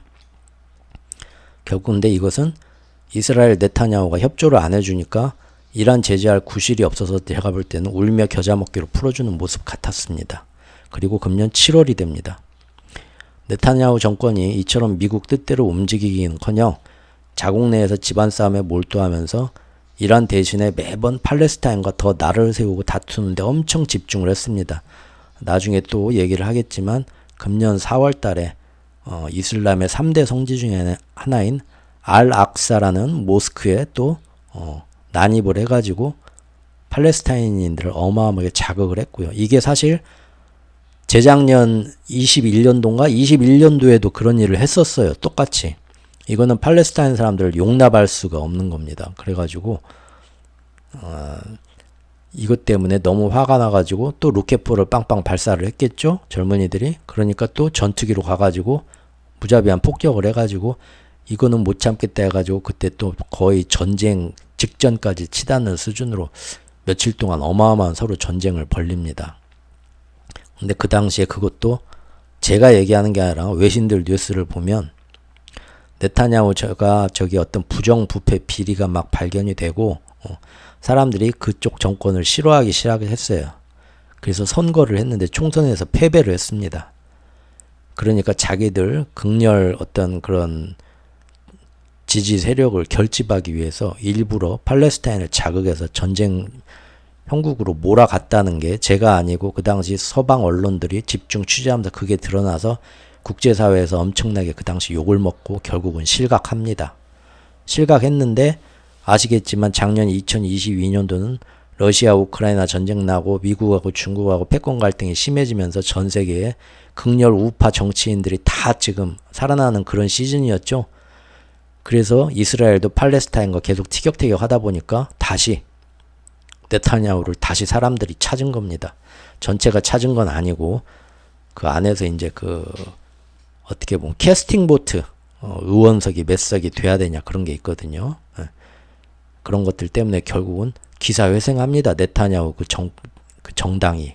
그리고 거기서 투표를 해가지고 다시 총리로 네타냐후가 복권을 한 거예요. 그러면서 네타냐후한테 그 조사되던 부정부패 비리 이런 거는 싹 없던 일이 돼버리고 네타냐후는 더욱더 팔레스타인인들을 무자비하게 압제하고 다 몰아내자 하는 그걸로 자기 지지 세력을 모읍니다. 그러면서 또 뭐 이제 사법부고 자시고 뭐 헌법재판소고 다 필요 없다. 자기들이 보는 뭐 유대교 경전에서 얘기하는 자기가 필요한 정책을 딱 이게 필요하다고 내놨는데 헌법재판소에서 그건 말이 안 된다고 딱 스톱을 걸면 얼마든지 자기 권한으로 헌법재판소의 결정을 사법부의 결정을 뒤집고 이 정책을 밀고 나갈 수 있는 식으로 법을 개정을 하려고 합니다. 이건 거의 뭐 말의 신의 말씀이지 이거는 엄청난 독재죠. 그래서 이스라엘 전 국민이 나와가지고 다 시위를 하고 한 거예요. 그렇게 궁지에 몰리니까 또 한 번 금년 4월에 이슬람 성전을 또 뒤집어 놓는 겁니다. 그러니까 당연히 이슬람 사람들은 또 로켓포 쏘고 반항하니까 이거 봐라 우리끼리 내분이 일어나서 시위하고 싸우는 와중에 이 틈을 노려서 팔레스타인인들은 우리 이스라엘을 저렇게 잡아먹으려고 하는데 이러면 되겠냐고 또 그렇게 자기들 극렬 지지파를 또 결집을 시킵니다. 그런 식으로 이용을 하기 위해서 팔레스타인인들한테 부당한 일을 했다는 게 취재 결과 서방 기자들의 모든 취재 결과 다 드러나가지고 욕을 엄청나게 금년 4월에 먹습니다. 그래서 바이든도 계속 네타냐후를 멀리 했던 거고요. 초청도 안 했던 거고요. 그리고 금년 7월에도 또 그런 짓을 또 터친 겁니다. 네타냐후가 또 뭐 거기 팔레스타인에서 말도 안 되는 짓을 터쳐가지고 거의 사실상 팔레스타인이 이번에 못 참고 뭔가 큰일 한번 터뜨릴 거다. 하마스 그 무장단체가 그거는 많이들 사실 예상하고 있었던 일입니다. 이 정도까지 몰아붙이면은 뭔 일 터지지 했던 거예요. 그런데 그렇게 꼴통인데도 7월이 되자 어쩐 일인지 백악관에서 조만간 네타냐후 총리를 초청할 의사가 있습니다. 그런 얘기를 슬쩍 넌지시 하더니 유선 접촉을 시작하고 정상회담에서 뭔 일을 할지 이때부터 논의하기 시작하는 겁니다. 이 돌아가는 꼴들을 자기들 기축통화 패권을 지키기 위해서 이스라엘을 결국은 마음에는 안 들지만 네타냐후가 결국은 써먹을 수밖에 없겠다. 아마 이때부터 저는 작전이 들어가지 않나 생각이 듭니다. 그리고 이란과 엄청나게 화해를 하는 척 하면서 사실은 8월 초부터 걸프만과 이 호르무즈 해협에 대해서 이란이 유조선이나 선박을 납포할 수도 있다. 그걸 대응하겠다. 그런 명분하에 다수의 미국 해상 병력을 엄청나게 증강해서 마치 전쟁이라도 일어난 것처럼 이란 앞바다에다 포진을 하기 시작합니다. 이때 8월 초에. 이것이 또 이란을 자극하죠. 지금까지 이란하고 화해를 원한다는 미국 입장과는 상당히 반대되는 의외의 움직임이었습니다. 이 당시. 그리고 당연히 이러한 움직임은 이란 내에서도 강경파를 움직이게 만들죠. 그거 봐라. 미국하고 뭐 화해를 하고 뭐 틈만 나면 쟤네들은 안 된다니까 하고 강경파가 점점 힘을 받게 만드는 거죠. 그래서 평화협상이 어렵게 하는 겁니다. 호르무즈 해협은 세계 해상의 원유 수용량의 약 20%가 통과하는 곳이죠. 여기. 자, 이게 그 당시 뉴스입니다. 언제 뉴스냐면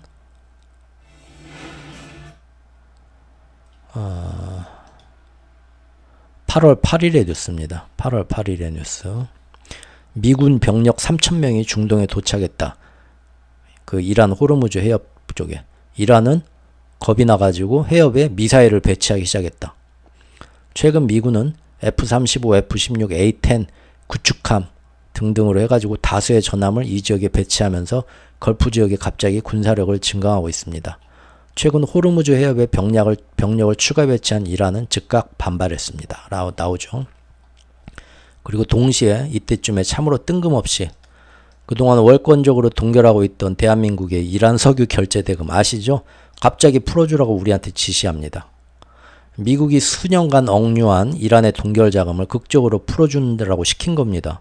뭐 때문에요? 했더니 별다른 이유는 없고 화해하려고 하지 하면서 미국이 그 대가로 받은 거는 의외로 이란 교도소에 구금된 자국인 5명을 가택연금 상태로 스파이 혐의로 구금돼 있던 자들을 가택연금 상태로 풀어주는, 겨우 그거 가지고 이 어마어마한 몇 년 동안 절대 안 된다고 하던 걸 갑자기 풀어주라고 시킨 겁니다. 자기들 말로는 긴장을 억제하기 위해서 제재 완화를 위한 암묵적 합의다 라고 하는데요. 대선 앞두고 유가 안정을 위해서 소극적 대응을 한 거냐 뭐 여러 가지 분석이 나왔습니다. 하지만 어쨌든 대한민국은 미국의 지시로 이란 결제 대금을 그동안 동결해왔죠. 그러면서 이란에 엄청나게 투자해오던 기업들의 신뢰와 이미지도 이란 사회에서 안 좋아졌고요. 이란과의 교역 상태도 그 당시부터 크게 훼손돼서 우리가 엄청난 손해를 봤었습니다. 하지만 그 모든 거를 국제적인 대의를 따른다는 명분하에 우리는 모두 감내했죠. 그런데 이제 또다시 이 당시에 우리 정부하고는 이런 방구 상의 한마디도 없었고요. 미국은 거의 명령식으로 어느 날 갑자기 우리에게 통보하고 내일부터 풀어줄 테니까 너네도 그렇게 할 거지? 따라올 거지? 하고는 자금 동결을 풀어줄 것을 지시했고요. 그리고 왜 뭐 때문에요? 했더니 미국인 5명 석방한다. 이거는 그동안 손해를 본 우리 정부와 기업이 보기에는 너무 허탈한 거래죠. 더구나 이번 거래에서 우리 정부가 얻는 것은 아무것도 없었어요. 그간 우리가 미국 뜻 따라주느라고 이란 교역에서 손해본 것에 대해서 니네도 그동안 힘들었다 하면서 어떤 배려나 케어도 우리한테는 해주지 않았어요. 이란하고는 뭐 겨우 뭐 화해 분위기 좀 좋게 선물 주는 거지 하면서 통 크게 쏘는 것처럼 했지만 우리한테는 아무런 뭐 배려가 없었죠. 오히려 나중에 이란의 그동안 대금 결제가 원화 결제가 늦어지면서 최근에 원화 가치가 떨어져서 환차손 문제가 생겼다. 이란 정부가. 그러면서 우리한테 그 당시 줬으면은 이만큼 우리가 손해를 안 봤는데 지금 원화 가치가 똥이 된 다음에 몇 년 뒤에 우리가 받으니까 이거 달러나 뭐 자기들 뭘로 환전을 하려고 하니까 가치가 너무 안 좋다. 환차손에 대해서 우리한테 손해배상 청구를 합니다. 이란이. 이거 우리한테 청구할 일이에요? 미국한테 청구해야죠. 미국이 시켜서 못 준 거니까. 여기에 대해서 미국은 아무런 입장 표명도 없었습니다. 이란 부통령이 그 당시 나와서 한국에 환차손을 요구할 거다. 법적 검토도 진행 중이다. 왜 이걸 우리한테 따져요? 더 재밌는 건요. 누가 봐도 이 시점에서 동결 자금 돌려줘봤자 이게 중요한 건데요.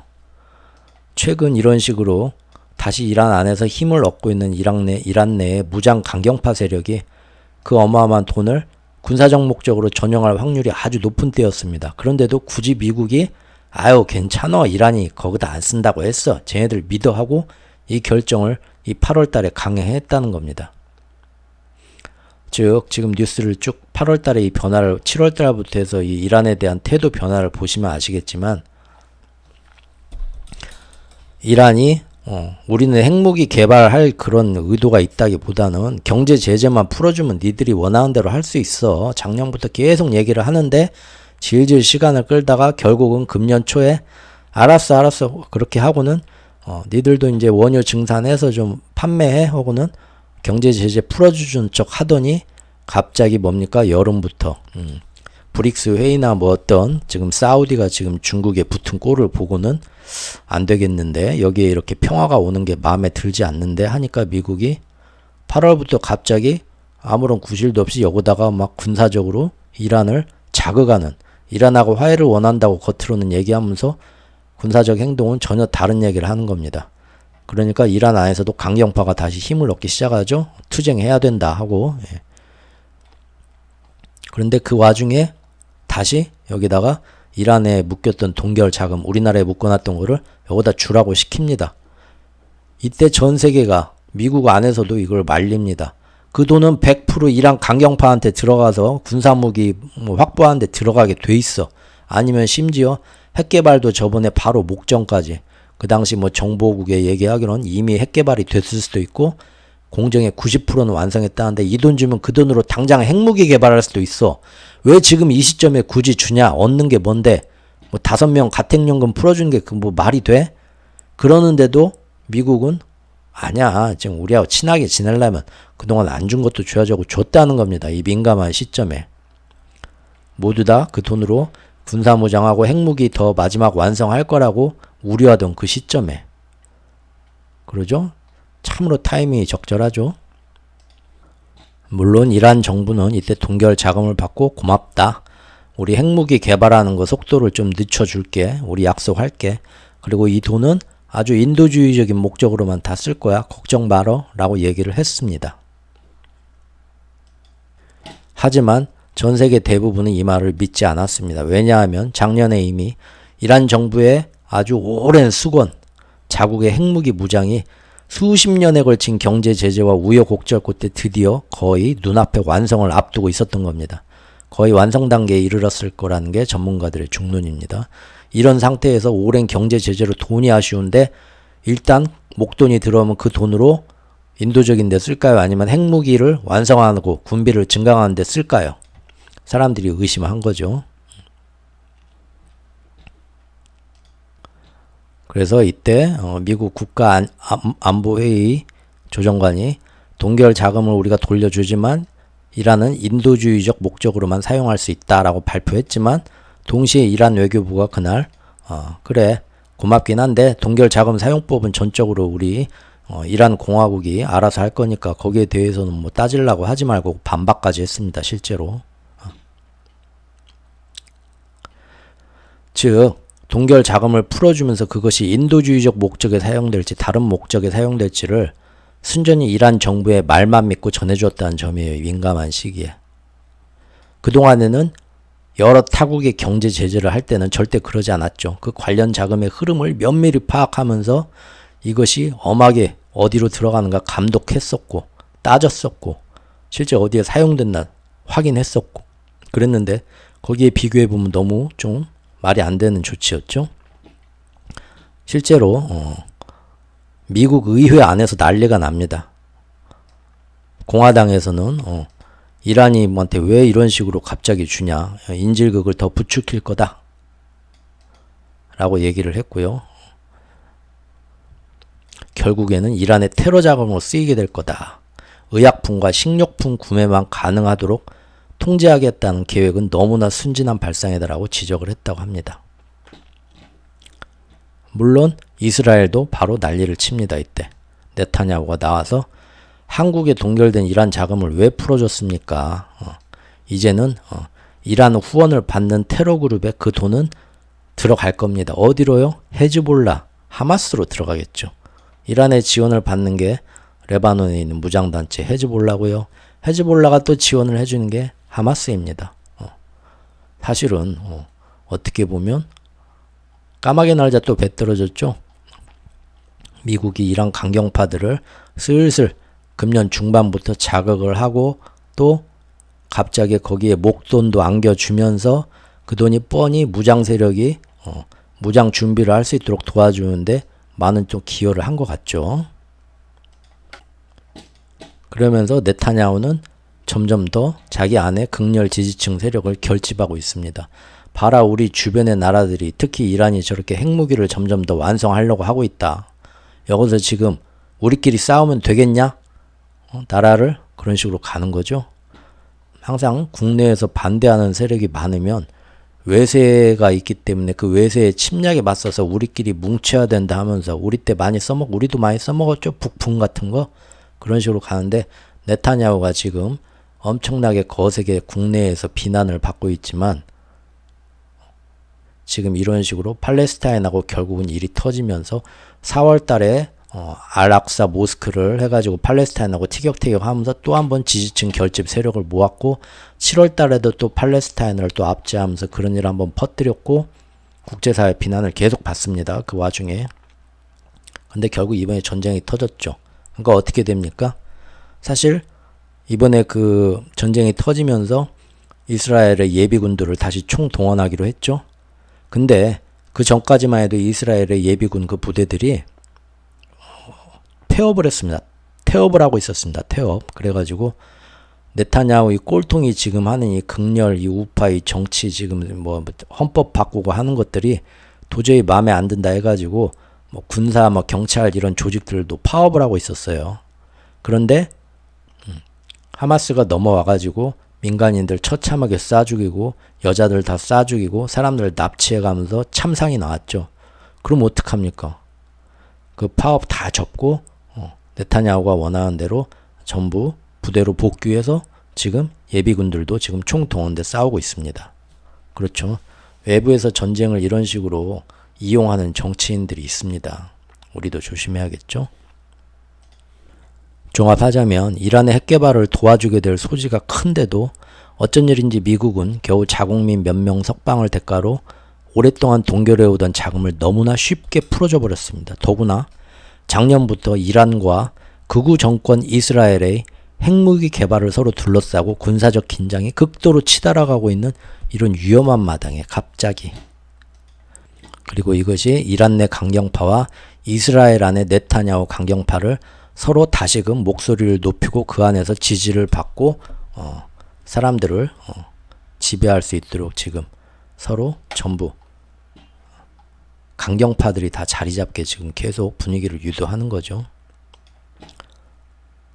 그리고 아까 처음에 중간에 얘기 드린 것처럼 최근에 드디어 9월 달에 드디어 이스라엘 총리를 그동안 멀리 하다가 정식 지금 초청해서 정상회담을 뉴욕에서 나눴죠.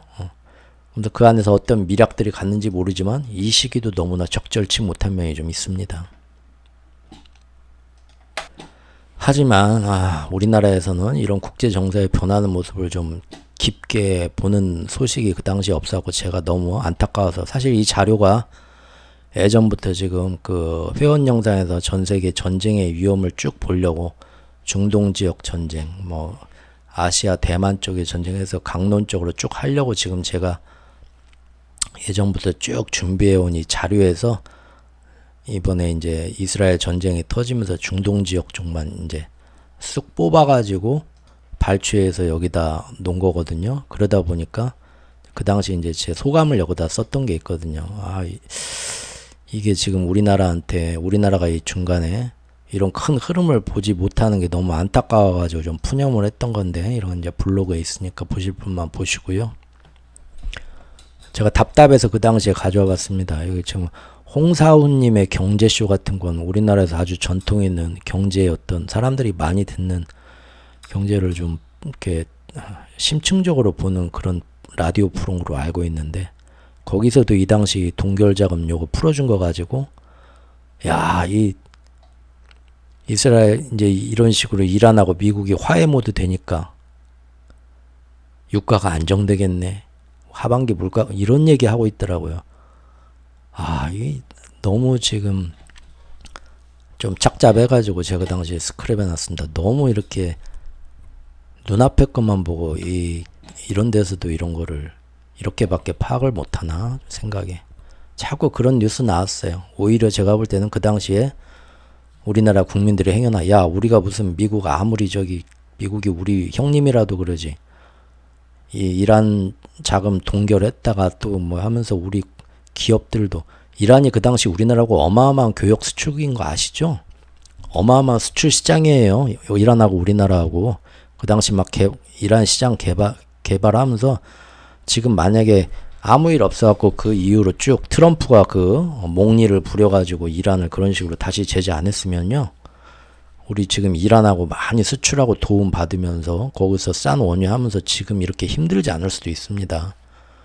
근데 미국 박자 맞춰주느라고 우리가 희생했던 건데 갑자기 또 맘대로 풀어주라고 명령처럼 지시하고, 그러면서 우리한테는 그동안 수고했다고 뭐 챙겨주는 것도 없고, 이런 거 가지고 사람들이 좀 할까봐 언론에서는 괜히 더 띄워주더라고요. 그 당시 보면은 이 잘된 일입니다. 굉장히 여러분들 뭐 아시죠? 이것 때문에 이제 미국이 이렇게 이란하고 화해하려고 노력하다 보니까 우리한테 동결자금 풀어주라고 하니까 이제 우리가 큰 혜택을 볼 거예요. 어이가 없어가지고 정말 그런 뉴스들이 제가 좀 개인적으로 답답해서 아팠고요. 그리고 이제 이때부터는 이란하고 계속 잘 해볼 것처럼 얘기를 하더니 은근히 이란하고는 핵협정은 도저히 안 되겠다. 갑자기 그런 얘기를 미국이 하기 시작합니다. 이때부터. 이란은요 어떻게든 잘 해보려고 했는데 이란은 결국 핵무기 개발할 것 같고 우리가 어떻게 해줄 수가 없습니다 하면서 이번에는 또 베네수엘라 쪽에 가서 하지만 우리가 유가 안정을 위해 노력해야 되니까 베네수엘라하고 또 한번 얘기 잘 해볼게요. 그런 식으로 또 돌립니다. 가만 보면 작년부터 이란하고 잘해보겠다. 베네수엘라하고 잘해보겠다.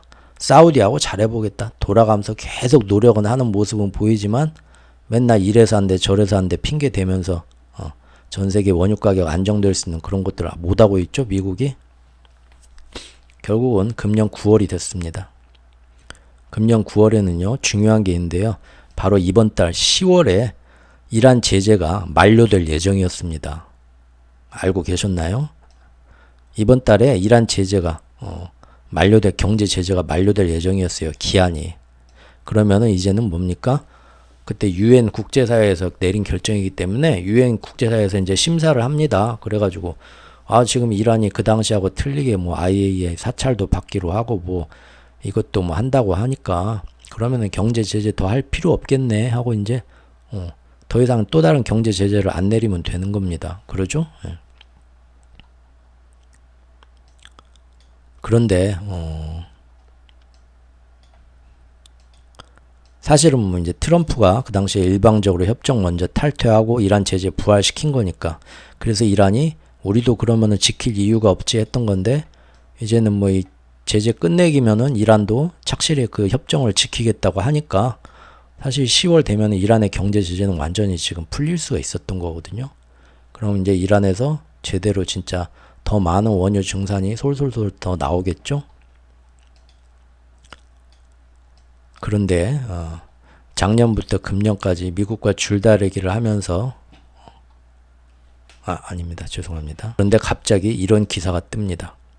금년 9월 15일 기사인데요. 프랑스와 독일과 영국이 이란에 대한 핵협정에 따라서 10월 달에 만료 예정이었던 자기들의 탄도미사일과 핵무기 비확산 관련해서 이란을 제재하는 거를 앞으로도 계속 유지하기로 지들끼리 독단적으로 결정을 이때 내립니다. 이란이 갑자기 뒤통수 맞은 거죠. 특히 이번 결정은 미국이 한국의 은행에 보관 중인 60억 달러 상당의 이란 석유 대금 동결을 해지하고 이란하고 포로 맞교환하면서 우리 이란하고 화해할 거다 이런 식으로 보여준 상황이어가지고 그러면은 이제 내달에 이제 이란 제재도 아무런 구실도 없으니까 명분이 없으니까 끝내겠네 하는데 갑자기 영국, 프랑스, 독일이 나서가지고 우리는 뭐 그거하고 상관없이 우리들 나라끼리 이란 뭐 핵무기 관련해서 우리 저기 제재하던 거 있는데 우리는 어쨌든 앞으로도 계속 더 연장해서 제재할 겁니다. 그렇게 나와버린 거예요. 굉장히 의외죠. 이란 외무부가 발끈하면서 이런 핵 합의는 유엔이 승인한 것인데 뭐라고 니들이 독단적으로 이런 짓을 한 거냐. 하지만 소용이 없죠. 결국은 이 결정 역시도 이란 내부에서 서방을 믿냐? 그러니까 쟤네들 말 믿으면 안 된다니까 하면서 온건파 입지는 줄어들고 이란 내 군사 강경파에게 더 힘을 실어주게 된 겁니다.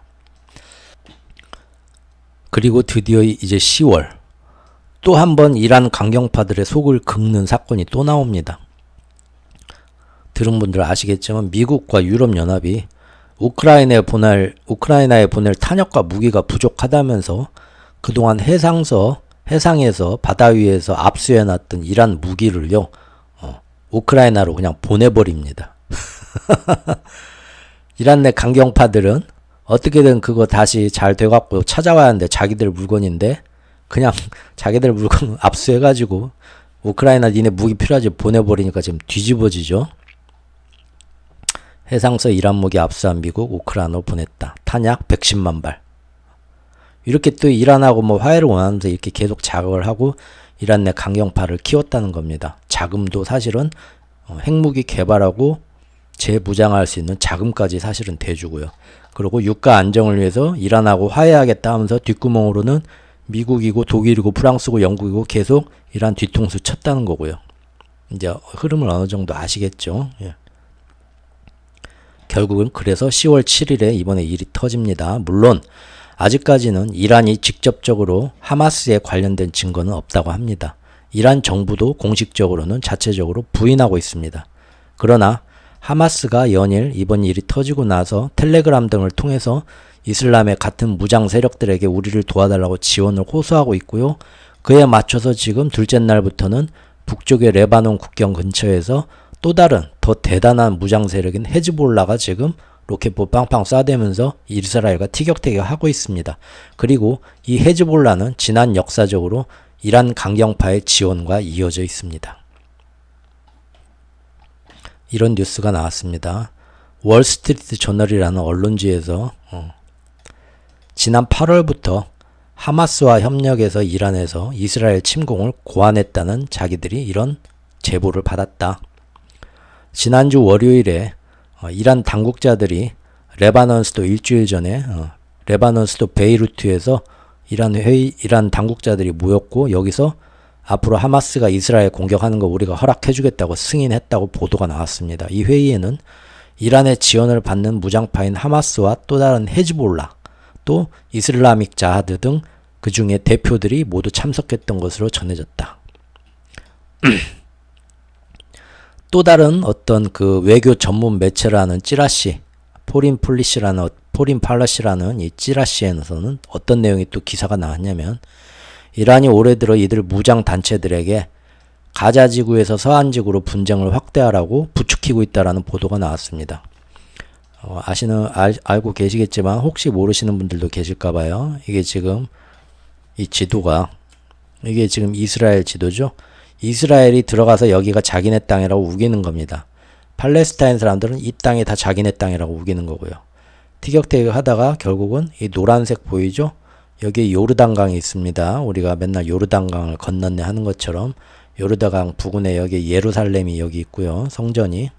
근데 팔레스타인 사람들을 다 모아다가 옛날 나치가 유대인 거주 지역 따로 만들어 모라는 것처럼 팔레스타인 사람들을 여기다 다 몰아넣습니다. 그게 요르단강 서쪽에 붙어있는 여기를 서한지구라고 하고요.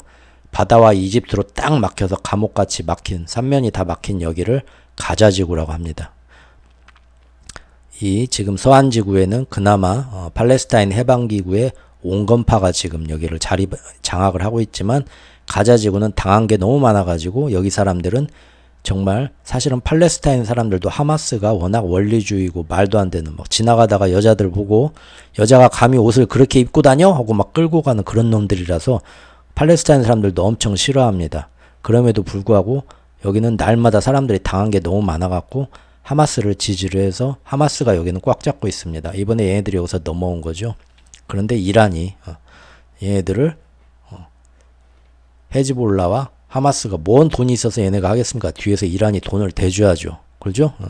돈을 대주고 큰 이란이 여기서 지원을 해주겠다는 그런, 되지 않으면 얘네가 지금 이스라엘과 싸워봤자 다 전멸이죠. 그러니까 그 허락을 받아냈다, 승인을. 그런 확인되지 않은 기사가 나왔고, 또 여기뿐만 아니라 여기서 끝내지 말고 이번에 전면전을 일으켜라. 여기 온건파가 장악한 여기 서한지구에서도 이스라엘과 앞으로 더 싸우라고 부추기고 있다는 그런 찌라시 기사들이 지금 여기저기 어제 오늘 사이에 지금 나오고 있습니다. CIA에서는 우리는 이란이 이런 식으로 배후에서 지원해준다는 증거는 전혀 없다라고 CIA는 미국 국방부 장관은 얘기를 하고 있는데, 찌라시들이 내놓는 이런 자료들을 보면 마치 CIA에서 조사한 것처럼 너무나 구체적이고 상세한 얘기들이 흘러나오고 있습니다. 대충 여러분들 흐름이 이제 보이죠. 결국은 이 모든 것은 자꾸 이대로 지금 누군가 원하는 흐름은 뭐겠습니까? 이란이 이 배후에 있다. 그리고 이란이 이 전쟁을 더 크게 확전시키려 하고 있다라고 열심히 지금 분위기를 몰아가기 위한 얘기들을 하고 있습니다. 여기까지가요. 지금 길었지만 이곳의 어떤 그 정국, 왜 지금 이스라엘의 불똥을 지금 중동 지역에 다시 불씨를 일으키고 싶어하는 누군가가 있는데 왜 그런 생각을 가졌는가를 기축통합 패권의 어떤 정세와 이번 브릭스 회의, 그리고 작년부터 이어져 온 사우디와 미국이 어떻게 틀어졌나, 그리고 이스라엘과 미국은 어떻게든 이스라엘을 이용해보고 싶었지만 네타냐후 꼴통 때문에 그거를 못하고 있었는데 다시 금년도부터 정세가 브릭스 회의 이후로 급변하니까 미국이 결국은 급하게 이스라엘을 이용해서 뭔가 일을 터뜨리고 싶은 마음이 굴뚝같이 있었을 거다. 물론 증거는 없습니다. 아직까지는 저의 뇌피셜입니다. 예. 그리고 이란한테 은근히 이란하고 우리도 화해를 원하고 있다. 미국은 그렇게 작년부터 얘기를 했지만 지금 해오는 거 보면 금년 여름부터 갑자기 이란을 자극하는 행동들을 하고 이란의 말도 안 되는 군사자금으로 이용될 수 있는 돈도 갑자기 풀어주고 그 돈은 결국은 헤즈볼라가 하마스로밖에 갈 수가 없는데 그리고 이런 일이 딱 터졌는데 지금 어마어마한 그 참상이 나오면서 세계 여론들은 지금 엇갈리고 있고요. 그 와중에 지금 당장은 아니다라고 말을 하지만 어디선가 찌라시들 내용이 상당히 어떤 첩보전을 방불케 하는 구체적인 내용들이 나오면서 자꾸 이란이 이 배후에 있다라는 식으로 지금 분위기가 조성되고 있다라는 것까지 말씀을 드렸습니다. 이게 지금 모든 이 안에 숨어있는 어떤 역학관계고요. 다음 시간에는 왜 이렇게 일이 터질 걸 정말 세계 최고의 정보기관인 CIA와 이스라엘 모사드가 몰랐을까? 아니면 이번 참상이 터지고 나서 정말 사람들 입에 담기도 힘들 끔찍한 일들이 벌어졌는데 이걸 막을 수 없었을까? 정말로? 그런 얘기들. 그리고 지금 이스라엘에서 제일 극렬 우파 꼴통인 네타냐후 정권, 팔레스타인에서는 제일 극렬 우파 꼴통인 팔레스타인 해방기구에서도 하마스 정당, 여기 사실 무장단체가 정당입니다. 나름 하마스 무장단체, 얘네끼리 지금 맞붙었어요.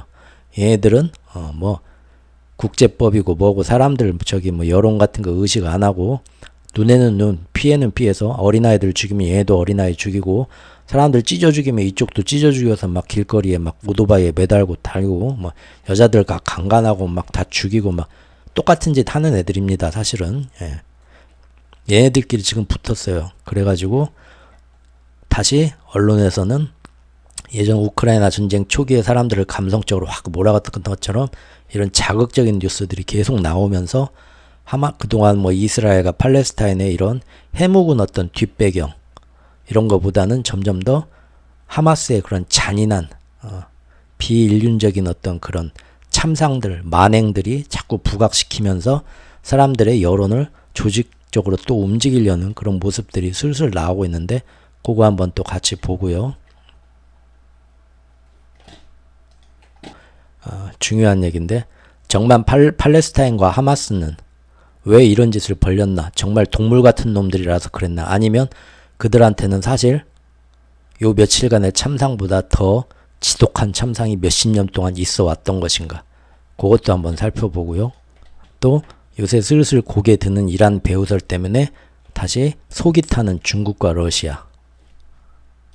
그리고 마지막으로 이 전쟁이 정말로 누군가 원하는 대로 확전이 된다면 호르무즈 해협에 어떤 영향이 와서 유가나 세계 인플레에 어떤 영향이 오고 그걸로 인해서 결국은 누군가는 다음 기축통화 패권을 놓치지 않기 위한 자기들의 마스터 플랜이 어떤 식으로 진행돼서 달러 같은 데 어떤 영향이 오고 세계 경제에 어떤 불안이 올까까지 마지막으로 살펴보는 시간을 가질 수 있으면 갖도록 하겠습니다. 오늘 또 긴 얘기 들어주신 분들 감사하고요. 다음 영상에서 찾아뵙겠습니다. 감사합니다.